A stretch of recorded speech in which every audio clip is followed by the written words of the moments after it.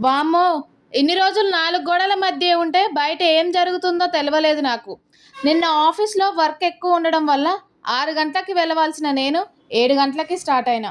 Office నుంచి బయటకు వచ్చి చూస్తే వర్షం వస్తుంది. చిన్న వర్షమే అనుకోని ఆఫీస్‌లో ఒక గొడుగుందని గుర్తొచ్చి గొడుగు తీసుకొని బయటికొచ్చా. చూస్తే చాలా పెద్ద వర్షం వస్తుంది. రోడ్డు మొత్తం వాటర్‌తో నిండిపోయింది. సరేలే అని క్యాబ్ ఎక్కే దగ్గరికి వచ్చి నిల్చున్నాను. చాలా పెద్ద వర్షం వస్తుంది. రోడ్డు దగ్గర ఎవ్వరూ లేరు క్యాబ్ ఎక్కే దగ్గర. క్యాబ్‌లు గూడా ఒక్క క్యాబ్ గూడా ఆగట్లేదు. సరేలే అని అలానే వెయిట్ చేస్తూ ఉన్నాను. నేను హైదరాబాద్‌కొచ్చి 4 సంవత్సరాలవుతుంది. కానీ ఇలా వర్షంలో బయటికి వచ్చి నిల్చున్న రోజు ఏ రోజూ లేదు. నేను ఆఫీస్ నుంచి ఇంటికెళ్ళేలోపు వర్షం తగ్గేది. ఎప్పుడైనా వర్షం వచ్చినా కూడా. కానీ ఈరోజు మాత్రం చాలా అంటే చాలా పెద్ద వర్షం వస్తుంది.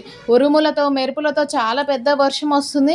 నాకు చాలా భయమైతుంది. చుట్టుపక్కల కూడా ఎవ్వరూ లేరు. ఒక్క క్యాబ్ కూడా ఆగట్లేదు.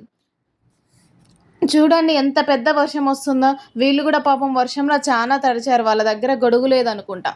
ఇక తర్వాత వెయిట్ చేశాక క్యాబ్ దొరికింది. క్యాబ్ ఎక్కేసి వచ్చేసాను. క్యాబ్ దిగాక బస్ ఎక్కా. ఈ బస్ ఎక్కితే బస్సులో ఒక గొడవ. ఆమె ఆధార్ కార్డ్ అప్డేట్ చేపించుకోలేదంటే అప్డేట్ చేపించుకుని టికెట్ ఇస్తా అని అతను గొడవ పెట్టుకుంటుండు. సరేలే అని ఇంక బస్ దిగేలోపు మళ్ళీ వర్షం వస్తుంది. అబ్బా! ఈ వర్షం మళ్ళీ వస్తుందనేసి మళ్ళీ వెయిట్ చేశా. ఇక్కడ చూస్తున్నారు గదా మీరు.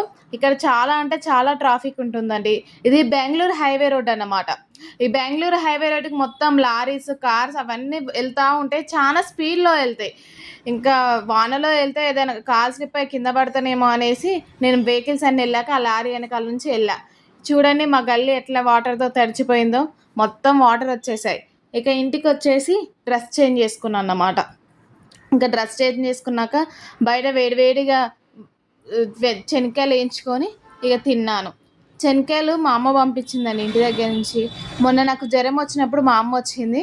అప్పుడు వస్తూ వస్తూ శనక్కాయలు తీసుకొచ్చింది. అటు సైడ్ శనక్కాయలు, ఇటు సైడ్ చపాతీలు చేసి మార్నింగ్ కర్రీ ఉంటే క్యాబేజీ కర్రీ వేసుకొని తినేసాం. ఇంకా నాకు గోరంటాకు పెట్టుకోవాలనిపిస్తుందంటే మా ఆయన గోరంటాకు తెచ్చాడు నేను ఆఫీస్ నుంచి వచ్చేలోపు. ఇంకా గోరంటాకు మిక్సీ పట్టుకున్నాను. ఇంకా మిక్సీ పట్టేసుకున్నాక ఆ గోరంటాకు మిక్సీ పడుతుంటే కరెంటు పోతుంది. ఇంక మిక్సీ పట్టాక మా ఆయనకి నైట్ షిఫ్ట్ ఉంటే మా ఆయన నైట్ షిఫ్ట్ వెళ్తుండు. ఇది వాళ్ళ ఆఫీస్లో ఇచ్చారన్నమాట రెయిన్ కోట్. వాళ్ళది ఆకాశ ఎయిర్లైన్స్. సో వాళ్ళకి ఆఫీస్లో ఇచ్చారు. మా ఆయన వెళ్ళాక నేను చేతులకి కాళ్ళకి మంచిగా గోరంటాకు పెట్టుకున్నాను. గోరంటాకు ఇది మిక్సీ పట్టేటప్పుడు అసలు ఇది గోరంటాకేనా, అసలు స్మెల్ వస్తలేదండి. ఇది గోరంటాకేనా లేదా ఏదైనా పిచ్చాకు తెంపుకొచ్చిందా అని అనుకున్నాం. సరే ఏదో ఒకటి అనేసి అలా పెట్టుకొని ఇక పడుకున్నా.